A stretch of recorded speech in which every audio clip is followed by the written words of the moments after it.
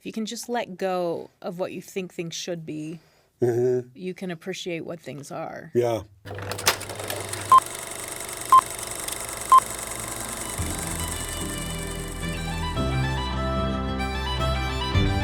Welcome to VoiceOver. I'm your host, Heather Bigley, and I talk to people about the movies that made a mark, that led to cinematic epiphanies. And it's not always the movie you'd expect. Hey guys, if you're listening to us on Spotify or Apple, we love that for you. We also want to point you towards YouTube, where you can see these episodes and see all the great scenes being inserted. Today's movie is the animated film The Red Turtle from 2017, created by Michael Dudok de Wit. The film is a co-production between French and Japanese companies. Most notably among those is Studio Ghibli. It's a simple story. A man is stranded on an island and falls in love with a turtle.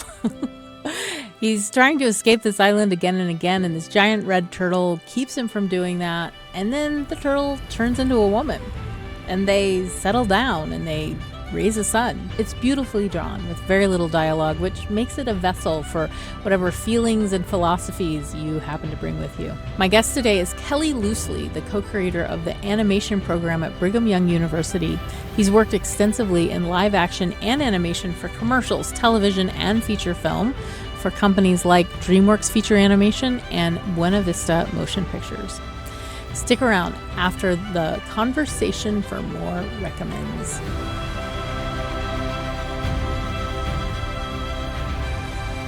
When you recommend The Red Turtle to people, what is it that you say? Is there do you have a two-sentence? I have to preface it because those of us in film are interested in just film, and so we'll sit through a lot. Yeah. If I'm going to tell somebody to watch this, you have to be in a really contemplative mode. Don't think that it's going to be exciting, that there's going to be these big action pieces. Just go in and know that you're going to be investing this period, 90 minutes to whatever it is, 100 minutes. And just be patient with it. And if you'll just go in with that, sort of setting expectations and that level of patience, they're one of two things. They're going to either turn it off because they get bored, because they're not into it, or they're hooked and come back to me and go, oh, what else do you got like that? I'm like, I don't know anything like that. That was my one. Not that there aren't other things that I can recommend, but it's so unique that I'm like, if you want a unique filmmaking experience that you're willing to be patient for, go and watch this film. Tell us about how and when you first saw this film. This film is weird to me in terms of the way I encountered it. If I go back sort of in time, before I had children, just started the animation program at BYU. BYU funded me to go to Annecy Animation Festival, Annecy, France, just literally outside of Switzerland, right? French Alps. And my wife and I went there, and we saw a film called Father and Daughter at that festival. And my father-in-law had just recently passed away. Oh. And it's got those sorts of depths to the short film. Well, we watched that film. My wife bawled her eyeballs out. Admittedly, I cried too, and I was like, oh, this is amazing. And I spent 2 years trying to track down the filmmaker. Oh. Eventually got a hold of the studio that actually helped him make Father and Daughter, and got a hold of him, and we started having sort of an exchange. And then BYU wanted to have this series called Spirituality in the Moving Image, and said, hey, we'll bring out an artist if you can get somebody. Well, we were also looking at some Studio Ghibli films and some other things, and I was already having this conversation with this gentleman. And so I reached out to him, and he doesn't like to travel, doesn't like to come to America. He'd only ever been here because he'd been nominated for 2 Academy Awards previously. He won for Father and Daughter. Okay. And he said, well, I don't really like to travel. He said, what's the subject matter? I said, oh, it's spirituality in the moving image. He goes, oh, I'll come. Oh, wow. And I was like, oh. And then everybody in the United States got really excited. Harvard had him come and speak, and lots of other animation schools. And we just brought him out because he loves this subject matter. And if you see, he has a film called The Monk and the Fish. And then Father and Daughter was his second big thing. He'd had some smaller films before that. And then you see this film, you're like, oh, okay, he likes to sort of look at these deeper subject matters, look at the deeper levels of family. It's not just sort of this life. It has additional value and meaning, and spirit to it. And so I reached out to him, and I think then I just became a fan of his. And so when this film was announced, I was tracking it, and as soon as it was released, I went to it. I think it was maybe one of 4 or 5 people in the theater is all. There was almost nobody there. And just was like, yeah, this thing. It maybe says, 3 lines, and it's the same word repeated over and over again. It's like there's no talking. It's an hour and a half or whatever it is. And I was just like, yeah, love this. So that was my introduction to it, was through the artist, Michael Dudok de Wit himself, the creator and director. That's amazing. Do you feel like knowing him and knowing his filmography, that impacts how you're interpreting the film or impacts us generally when we meet a new movie? For me, it does. I don't know. I show this film to my students, or I at least show a section of it, but I probably have already prepped them with his other stuff as well because I'm such a fan of his work. But the thing that is consistently shocking to students is the way it makes them feel things. Like a lot of times animation doesn't make you feel on this level, and this film has a couple moments where you're like, oh, wait a second, what am I feeling? Right. And I think that's what's really interesting to them, and that's really what sort of keyed me in on this piece. Because the film is actually incredibly simple. A man is marooned on an island. He's trying to get off the island continually. He keeps making himself a raft. And we figure out that this red turtle keeps breaking the raft apart. And then he gets so angry at that red turtle that he's going to do whatever he can to kill it. And then the red turtle turns into a woman. That's right. Yeah. And then that's your classic turtle into a woman story. Exactly. We've seen it 1,000 times, this one. That's right. I know. You are almost bored. But yeah. So she turns into a woman, and then that's the happy ending in some ways, right? Like, he's trying to get back to the life he knew, and now he's going to create a life with this woman. They're going to have a child. I saw some people, reviewers, calling it a fable. I saw some people calling it a fairy tale. What do you think? Does it fit that for you, or is there something else it's doing? Is it more of a parable? Yeah. I don't know that I even want to classify it. Okay. I can see how and why, when you go through and read reviews, nobody knows what to do with it. They all say they love it. Yeah. The reviews are tremendous. Like, it's like, if you want to go on the Rotten Tomato thing, it's like 96 or 97%. Right. But everybody who reviews it says something different, so they see it very differently. For me, I just love that something so simple, has a lot of repetition, is so understated, takes you on this journey. I don't care what it is. I love it. Yeah. And I do just sort of buy in. It very well may be a fairy tale, but it clearly to me is just that we need sociality, right? This guy is stuck. He's by himself. And so whether or not she's really there or not, he invents a family basically and has a familiar experience and love and loss and people he can share his experiences with. Right. And through that, culminating in like right before he passes, right? They dance on the beach, and then it appears he's dead, and she goes out in the water, then comes back and sits with him, and then we transition back into a turtle, and the turtle goes away. I don't know. There's just something so lovely, and I love that it's not super linear and super descriptive. A lot of times, we as Americans like everything to be very clear, and this is not that way. Yeah. So talk to me about some of those emotions. You said when you first saw it in Salt Lake, you were like, oh, this is it. Like, what were those emotions you were feeling? Well, so for me, the funny thing is the main character looks like the guy, the director. Oh, okay. Like, literally, the main character looks like, to me, Michael Dudok de Wit. And Michael is a really interesting guy, not just because he makes his own films and they've been very successful, but he also had an experience like me where he worked in the industry. He was on the very early days, a part of the crew that made Beauty and the Beast. And although he's a European, quite often, especially back at that time, Disney was reaching across the pond and they were using artists over there. So he's had these experiences and has decided, well, in my own opportunities, I'm going to go a different path. And he never badmouths Disney or these other types of media. He's just like, well, when I get a chance, I'm going to do something different. Yeah. But at the very beginning of the film, we see shipwreck, like literally we just start off in the ocean, right? And we see he's just out there by himself. There's a moment once he lands on the island, he's exploring the island, where he gets trapped in a water reserve. Yes. Oh, my gosh. And you're just like, wait a second, I'm only 10 minutes in. Where is this movie going to go? Yes. And he has to sort of go underwater to try to rescue himself. And I remember when he finally saves himself, realizing I had stopped breathing, right? I was like, and he got out and I was like, oh, wait a second, that's crazy. They totally hooked me. Yeah. Which to me, like, because you're like me, you watch a lot of movies, you're like, oh, wait a second, they've got me. Like, they did such a good job of hooking me. And I don't know this character's name. Right. All I know is he's shipwrecked. Yep. I don't know anything. But these little moments, this performance that's happening, has hooked me so that I care that this animated character survives is crazy. Yes. And then I was just like, whatever you throw at me, I'm game. Like, the fact that I stopped breathing for that period was awesome. And I was like, this is excellent filmmaking, right? Yes. Well, and then you were talking about repetition. His son also falls into that same place. That's right. I have to say, I wasn't as trepidation. I didn't have as much because I thought, well, this is a little kid. That's right. He can fit through the rocks. That's right. But you're right. That first scene when this grown man has to go down into this. He doesn't know what's on the other side. That's use that clip, especially with my students in storyboarding, and they all do that. Like, you'll even hear kids gasp. Yeah. And you're like, oh, this is so clever. Yeah. It's so well done. It hooks them emotionally. You're like, oh, wow, this is really relating to me on a very human level. Right. It's pretty special. Yeah. So I think it's really interesting, as we're talking about it, I am just becoming more and more aware of some of how much this film works on a symbolic level, right? The idea that here's a person who's overwhelmed and lost and alone, and they have to rescue themselves.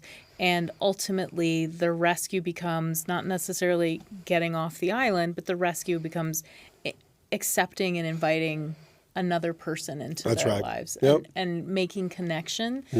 And I think we've all been in that space, right? And maybe that's why the film communicates so well to us. We've all been lost, overwhelmed, trying to figure out how to either heal ourselves or rescue ourselves. Do you see other symbolic, are there other symbolic moments for you? There are other things that I really key into because I'm aware of his other works. So he does these really lovely people in landscapes and not like Americans typically, and this isn't against Americans, but a lot of times the character will be tiny. Yeah. He's not making the character the most important thing. It'll be a small little character in a giant landscape. He's not saying that they're not of value. They're just part of this larger picture. He does these beautiful sort of sweeping skies with these beautiful clouds, and he does a lot of stuff with animated birds, which quite often, especially for someone who's trapped on an island, they could represent a lot of freedom, and these animals can go anywhere. You see that in a lot of his other works, and you're just like, oh, he sees the human existence very symbolically in conjunction with nature, and we're just a part of nature. Yeah. And I love how he uses that sort of consistently through the piece. Yeah. In fact, there's a lot of things where you're like, am I in like imaginary world now? So when his son goes under the water before his son's going to leave, and he goes and discovers these other turtles, he's underwater and he starts to harvest seaweed, and then you see him eating it, and you're like, but he's underwater, and then you're like, oh, okay. There's these little clues along the way that some of this is imagination, right? But they're again very connected with the idea of man and nature, and everybody sort of living this sort of peaceful existence. Yeah. There's something very beautiful about that. How would you describe this animation style? Because you mentioned the sky, and that's one of the things that I found most beautiful in this film. Especially there are those moments when he's contemplating the fact, he's on the beach contemplating the horizon, but what we mostly get is the sky with these huge clouds, or depending on the day, depending on the time, they might look different.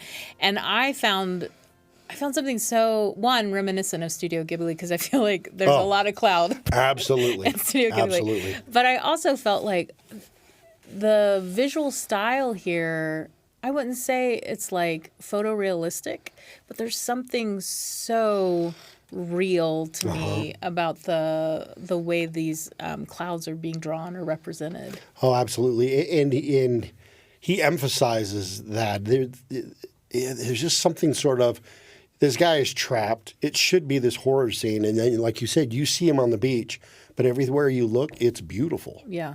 So he's trapped by beauty. Yeah. And you're like, oh, this is really fascinating. Right. Right? There's something that actually for us as an audience you're conflicted because you're like, oh, he's stuck. But look how beautiful this place is. Right. And look at those beautiful skies. And look at these things. He does that really interesting. And then he also, he's really quite clever because he finds really interesting ways to add humor. Yeah. Which he does with these crabs. Right. The little crabs quite often are, yes, the way they do little things is very funny. Yeah. And you're like, But they're not anthropomorphized, right? Nobody's got a speaking line. No one's going to sing to us. No, there's none of that. Yeah. They literally are acting like crabs. They're annoying, but they're being, Yeah, there's a simplicity and beauty to it that's very observational, and you're like, oh, this guy's like lived, taken time, spent time in nature. And in my conversations with him, he talks about his spirituality, and a lot of that is with being connected to nature, going out into these environments. He finds a lot of peace and connection with spiritual matters or God in those sorts of environments. So you see that represented quite well. Yeah. So it seems like, listening to you talk, it seems like the film on one level is about if you can just let go of what you think things should be, you can appreciate what things are. Yeah. Well, it's interesting you said the style, the look of it is like nothing else. You've not seen. So the character is actually really simple. Yeah. It's got button eyes, in fact. It's not overly drawn eyes. It's Right. there's places where there's a lot of detail. There's the forest of sort of bamboo trees, and that foliage is very highly detailed. But there's not a lot of other places where you get like all these rich details. So the detail comes out in very different and controlled places. And it's all just sort of this really simple, observational, and can you find peace at where you're at, wherever you're living, whatever you're experiencing, right? Can you find peace in that moment? And so, yeah, it's really interesting. This is such an interesting film because, I mean, there's so many ways to approach it. One is a lot of people, when they think animated, they think for children. And this is not necessarily for children at all. There's nothing about it that says children's audience. So why don't you talk to me about that in animation? Why do we come, or at least Americans, why do we come with that attitude? And why should we be disabused of that attitude? I think part of it is that we've been trained to think that it's a children's or a family medium, right? The U.S. is so capitalistic and sort of driven by money. And so, you know this, in the entertainment industry, we call them 4-quadrant pictures, and animation hits that like sweet spot, right? You get boys, girls, you get over 25, under 25. You get everybody in entertainment with a good family animation property. And then just the predominance of Disney in particular, because that's what they target, that's what Americans see as animated content. I do think that that's the way it was for a long time. I don't know that audiences feel as strongly about that as maybe 10 or 15 years ago. Yeah. The prominence of anime and even just the influence of some of the sort of lower budget, independent, a lot of things out of France in particular, have sort of started to, not that people don't still see it as like family or kids media, but they kind of are aware of like, oh, there's other things going on in this space. Yeah. When I think of Tex Avery and sitting through Tex Avery stuff when I was a kid, at the time I don't think anybody thought kids shouldn't watch that. When I look back... Yeah, it's a little raucous, isn't it? Yeah, that's right. I'm like, this is kind of racy. What in the world? It's very racy. That's right.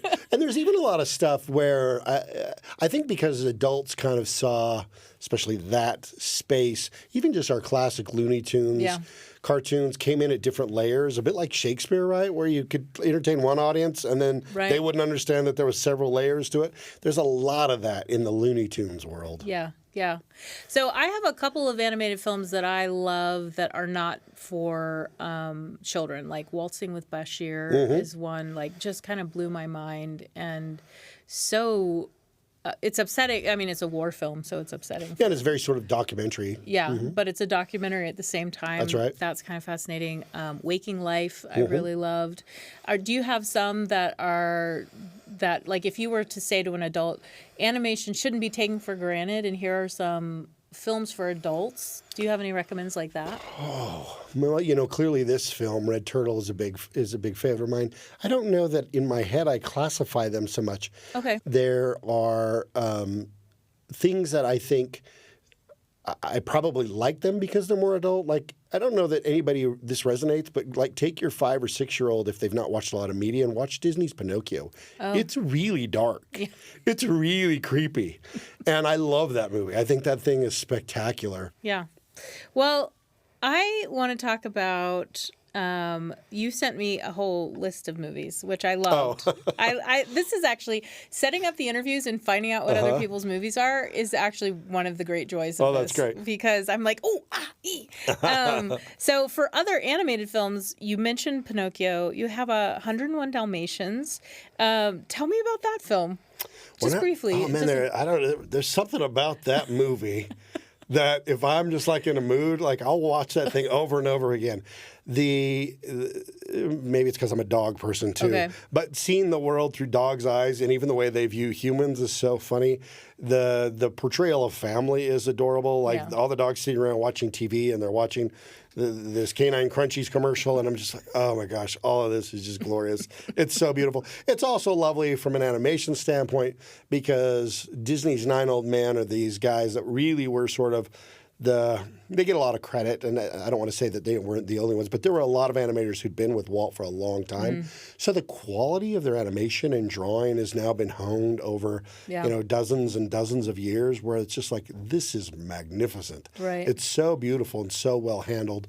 And it's sort of at the beginning era of what we call Xerox, which they didn't go back in and do a lot of like cleaned up lines. They Xeroxed the rough drawings and put them over there. So there's a roughness to it that is kind of interesting, but there's just something sort of, I don't know, human and family and funny and adorable that I just love about that film. Oh, that's great.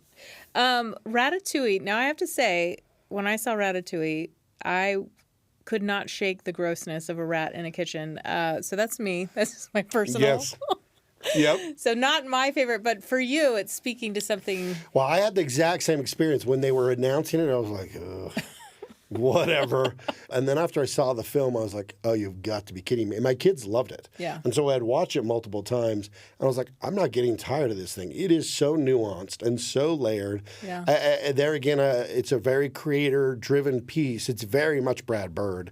And I'm a big fan of Brad Bird, the director. And there's just so much to it that is so complex. Now, admittedly, when that came out, it was by far the most expensive film they'd ever made. Oh, really? So, yeah, so there's a scale to that movie that is shocking. And I don't even know that people who watch it realize that there's a scale issue because it's just so big. But the fact that they got me to get, at least for me, got me to get past, I mean, they play into that idea that you're grossed out by it, right? I mean, even the health inspector comes by. That's a big part of this still. But the fact that that worked for me, and then just the use of a critic and the way the critic sees and experiences art, and then he does this summative statement at the end, I thought was so beautiful. Yeah, I just was like, oh, I love all of this. This is great. Spider-Verse, gorgeous. Gorgeous. Oh my gosh, the color and the movement and just the places that you end up in that film.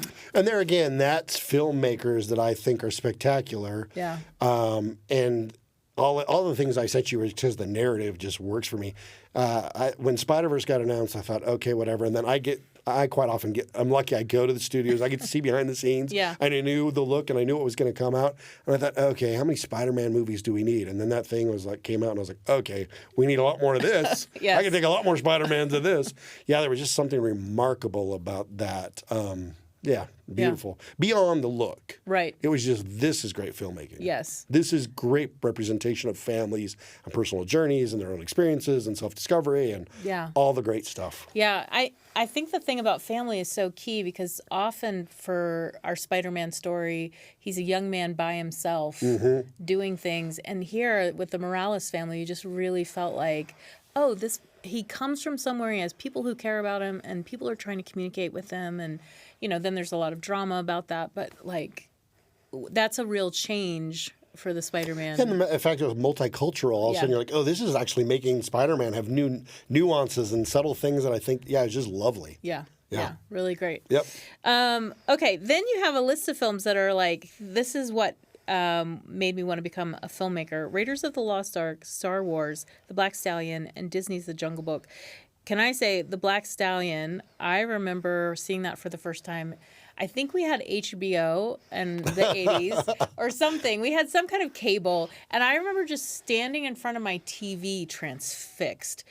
Those desert island scenes, for me, just the most beautiful thing I'd seen. And I might have been 12 years old. Oh, absolutely. Yeah. And oddly, interestingly, somewhat similar to Red Turtle in a lot of ways. People trapped on an island and we're just getting these vistas. Yeah. Yeah.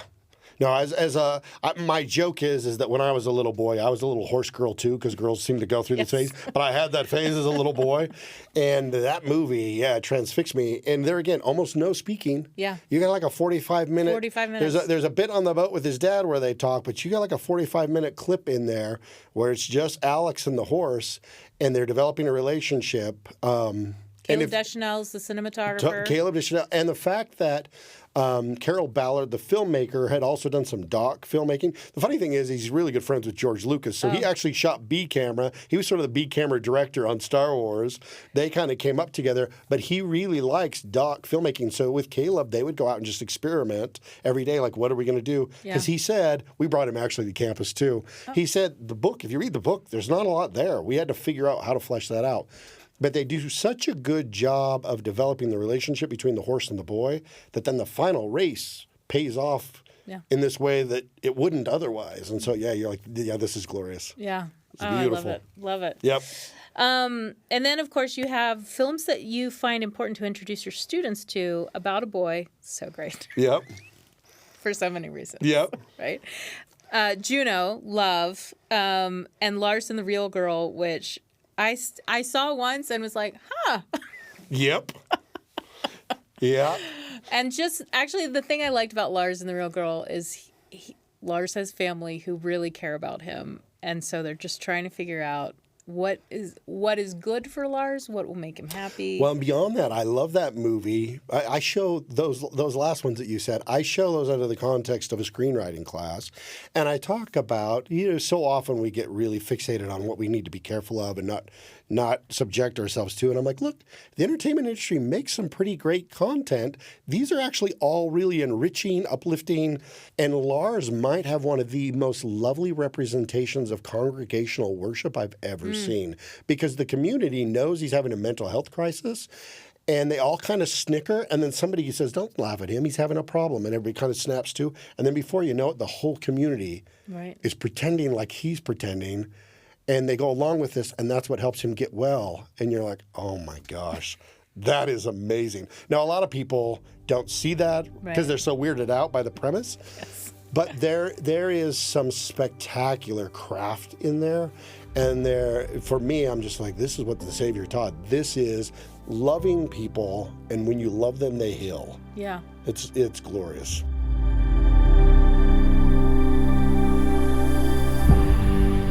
Thanks to Kelly for introducing me to this film. I loved it.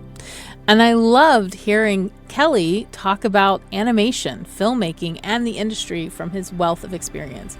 You heard a list of films that Kelly loves to share with his students and others, but I still have a few recommendations too. And the first of these is from 2024, Flow, which with its lack of dialogue and beautiful images feels like a true cousin to The Red Turtle.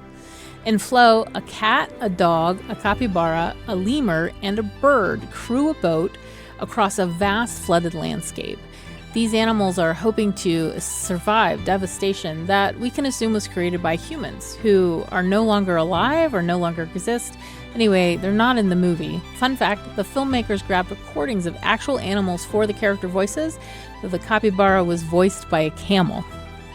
My next suggestion is Walkabout. It's an Australian live-action film from 1971 about a teenage girl and her younger brother lost in the outback. They are eventually helped by an Aboriginal boy who teaches them how to hunt and how to sleep safely, how to find water, and he guides them towards the white settlement. The film's images and character interactions feel dreamlike.